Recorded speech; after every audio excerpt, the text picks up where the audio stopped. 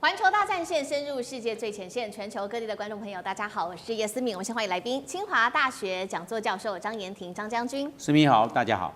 淡江大学财经系教授聂建中老师，思敏，各位观众大家好。前国安会副秘书长杨永明老师，思敏，各位朋友好。陆军退役少将厉正杰将军，思敏，各位观众大家好。好，观众朋友，今天在这一场中美贸易战，我们要赶快来带观众朋友关心的是这一回哦，川普在贸易战中是学中国了吗？我们来关心的是他把他们的重要产业给国有化，并且呢要来拼稀土，同时间在粮食方面，他要封杀来自于中国大陆进口的这个豆油哦。习近平的部分则是早就已经布局了全球的矿战，今天要来关心这一场中美之间的镜像对决，谁输谁赢？今天节目一开始的3个火线话题，我们会请来宾来帮我们做解答。首先第一条，美国现在是在反中没有错，但是却学中国，在产业的制度上，川普说了喊自由市场，却是把产业收归国有，也设置了这些产业在购买的价格上面的最新下限，控制市场，这是国家资本主义还是选前他的政治秀呢？第二件事情是现在稀土战已经升温了，美国但是在这个状况下能够摆脱来自于大陆吗？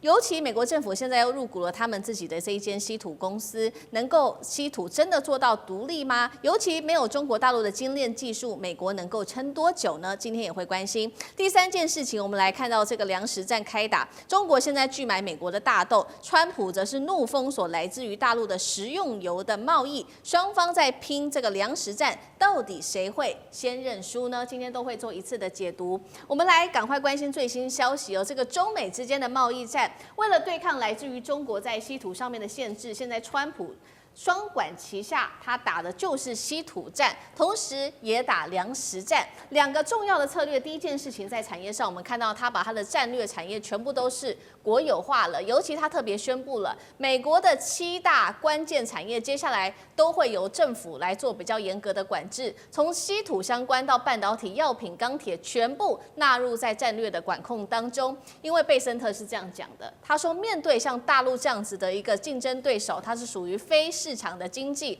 因此我们就必须要实施全新的一个产业的政策。美国这一招被视为是真的吗？是学大陆的国家资本主义？如果是这样子的话，那学得来吗？打得赢吗？今天也会关心。第二件事情是美国的第二招，它设定了这个价格下限，为接下来的稀土、钢铁等原物料设了一个所谓的保底价，防止大陆用恶性的低价来垄断市场。这是来自于美方的说法。他说，北京过去20年就是靠这样的手段降低价格，把这些外国的竞争者都赶出了市场。如今美方是要反手来封杀这一种策略，所以最新的一个具体实例就是在今年7月份，大家还记得吗？当时美国去入股了 MP Material 啊，这个国防部跟这一间公司7月签下了协议，政府除了入股之外，还有设定了这个下限的价格保证金，还有会规定一定会做长期的购买，等于是美国正式进入国家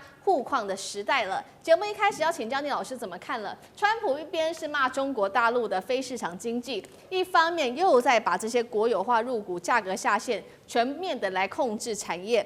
这个不就是大陆的那一套资本市场国家主义吗？美国学得来吗？聂老师怎么看？对，我跟你讲，我从小大家就有讲过，当你共产主义走到极端就是资本主义，资本主义走到极端就是共产主义。真的，现在开始这个 chemistry 正在发酵。我先讲一下 Besant 讲的说，中国这根本不是市场经济。请问定义一下 definition， 什么叫市场经济？是自由经济吗？还是什么？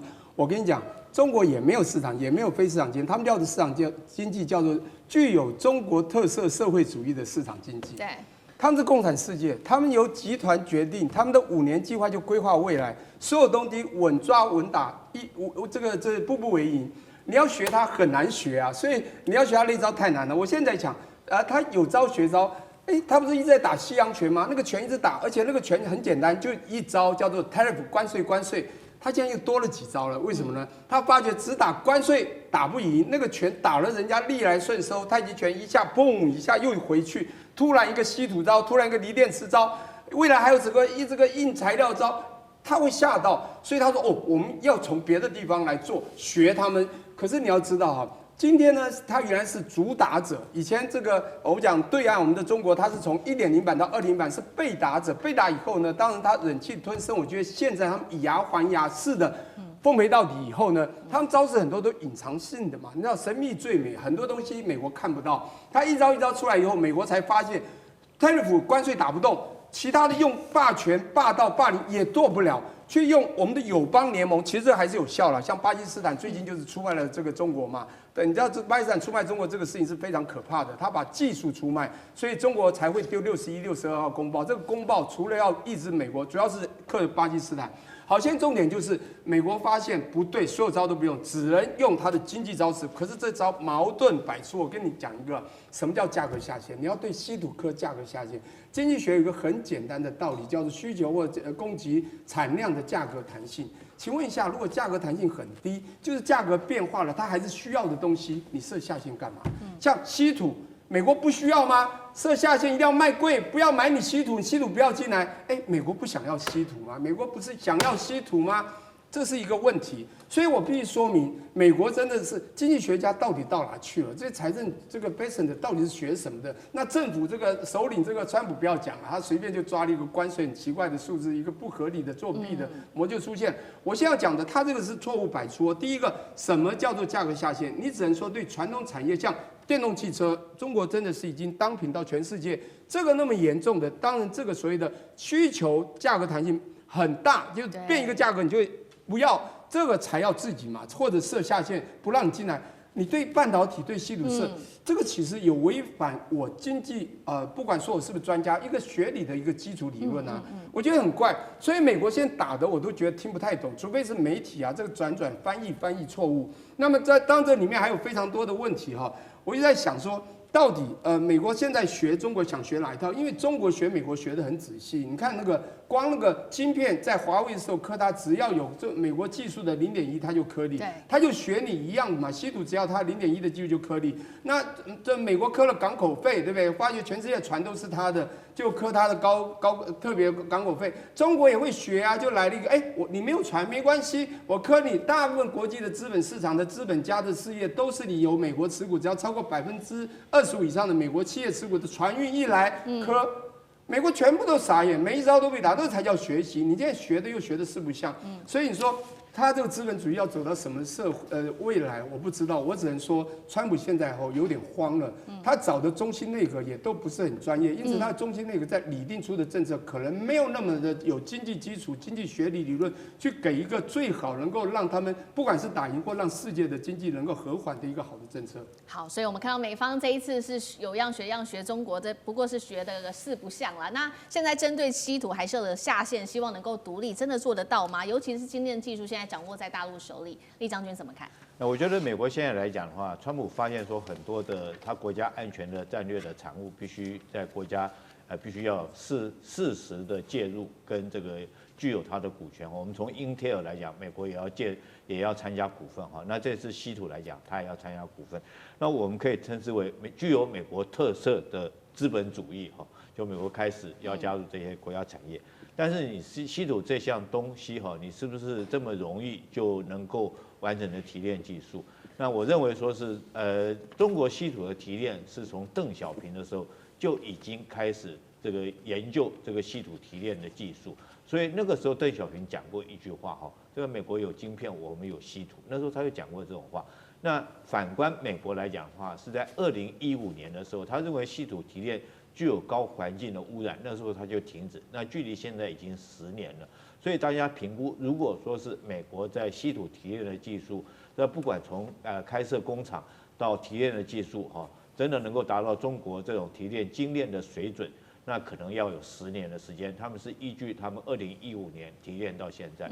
那之所以说美国将稀土设定价格下限，也就是说你要买这个稀土来讲的话，最低你要多少钱来买？我觉得这种行为在商业上面来讲的话，等于是说挥刀自宫，自己这个断了自己的生路。以后这个你要相信，这个商业上面来讲的话，当然是自由市场，一定是说这个什么地方便宜，我跟什么地方买嘛。那你美国自己设定自己的价格的一个下限，那你是不是要求自己一定要用比较高的价格来购买这个相关的稀土？关键是说你设定这个价格，你都还不见得买得到，那更何况说是你用更高的价格。现在我觉得稀土这一招大概已经将美国打得很痛。然后美国现在来讲的话，我觉得这个他后续来讲，川普我们看到他态度已经放软了。究竟在月底这个习川会到底会不会谈到这一块，我们拭目以待。好，我们刚刚看了这个中美之间的关税战，重点之一就是这个稀土战哦，打得如火如荼的。另外一件事情就是粮食战。粮食战的方面，大陆拒买美国的大豆嘛，从7月份开始是直接降为0啊。那美国的这个农业已经损失了大豆至少数十亿美元这么高的金额，川普在这个时候就痛批了大陆的行为叫做经济敌对行为，所以他说了，接下来我们现在正在考虑的就是针对你跟你中国大陆的食用油的贸易，我们要完全的把它给全部中断。尤其其实呢，这个豆农啊，美国的豆农是很痛恨大陆的这个进口的这个所谓的食用油的，因为2024年的时候，美国从中国大陆进口的食用油创下新高了，引爆这些中西部的农民怒火，他们抱怨大陆抢走了他们的市场。所以呢，这一次川普祭出这样的一招，大家就在说，是不是为了自己的期中选举的选票考量，所以做了这件事情，让农民可以高兴呢？那另外一方面，确实现在大陆在粮食战上面是有一些为难的，原因之一就是因为现在到年底到明年初，大陆其实还是需要大量的黄豆的，大概达到800到900万吨。但是呢，两个重要国家，第一个美国，它现在跟他打贸易战，不能跟他买嘛。那另外一件事情是，巴西豆的价格却是不断的每月几乎都在升高，所以现在只能靠阿根廷或者是中国大陆自有的国家储备来撑场。这一场中美之间的贸易战，从稀土打到粮食，到底谁的底子比较厚？接下来大陆在黄豆方面会怎么来做因应呢？张将军怎么看？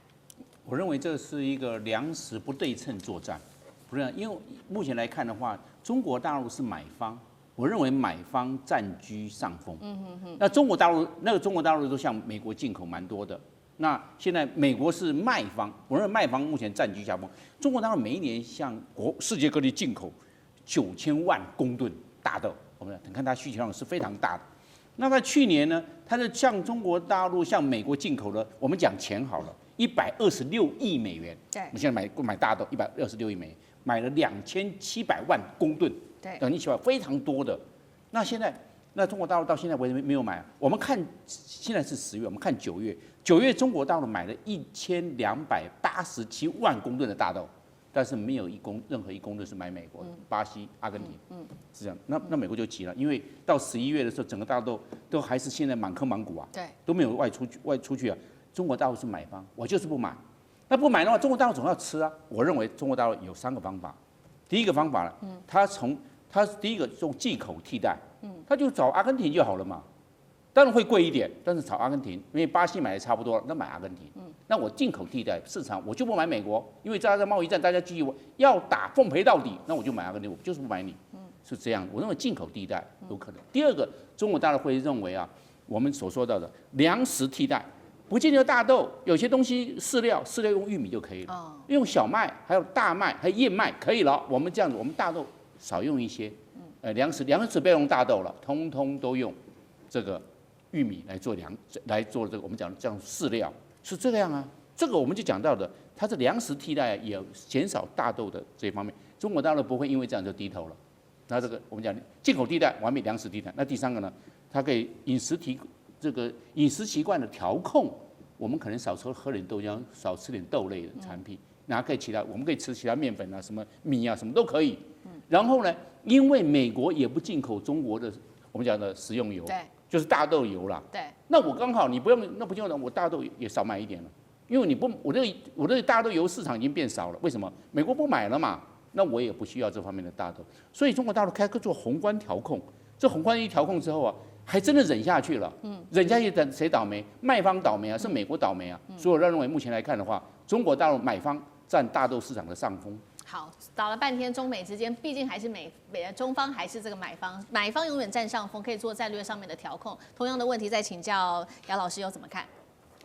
我们讲中美的新冷战，我觉得现在已经确定进入到中美经济冷战。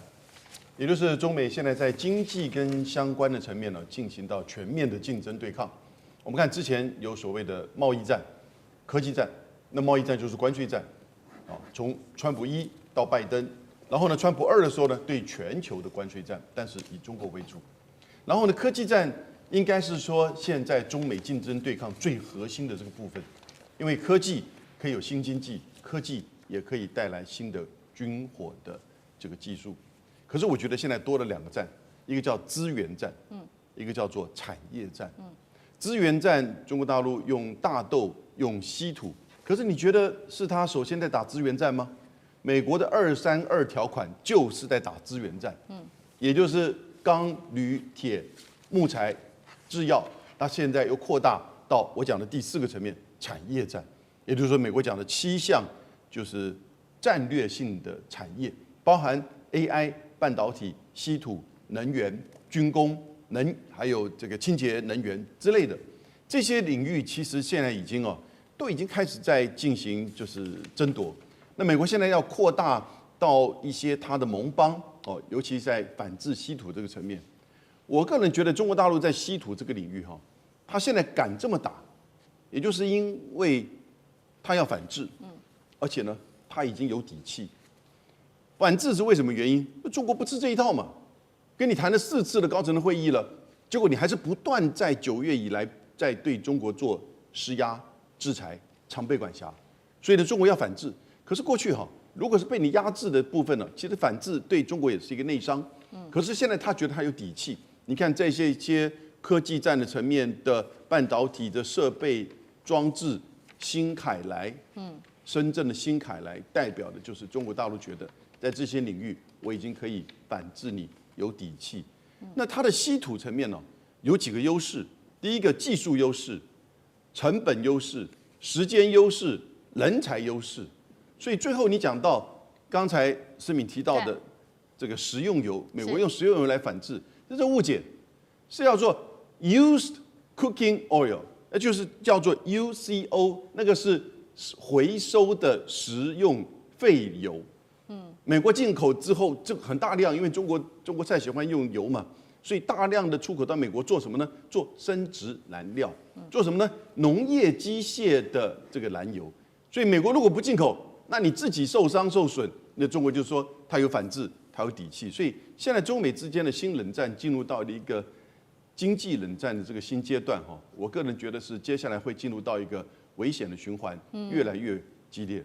好，谢谢杨老师。那我们休息一下，马上回来。地缘政治、美中之争、战略价值、强权崛起、小国生存。